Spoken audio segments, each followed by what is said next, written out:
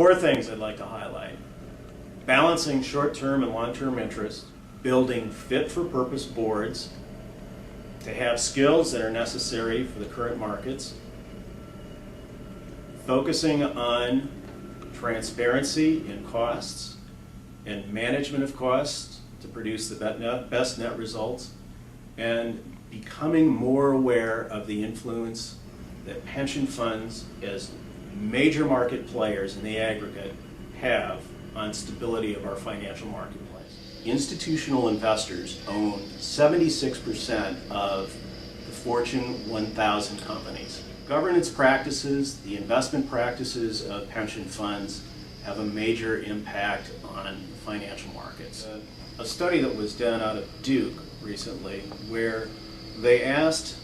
corporate executives if you're given the choice between using assets to create long-term value for your shareholders and your stakeholders, or if you would use them to meet expectations of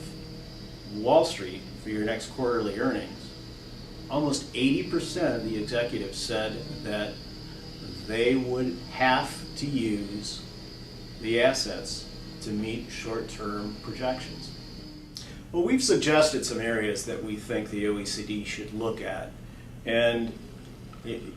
they fall into a couple of different categories. One of them is to revisit interpretation of the legal standard that applies to pension funds. The Lemming standard basically has become a major problem both for the markets in general, because pension funds control such a large block of assets, and it's been a problem for the participants in the funds because it creates market instability and destroys values. We're recommending basically that the OECD provide some guidance to the regulators and policymakers in various markets, that they take a look at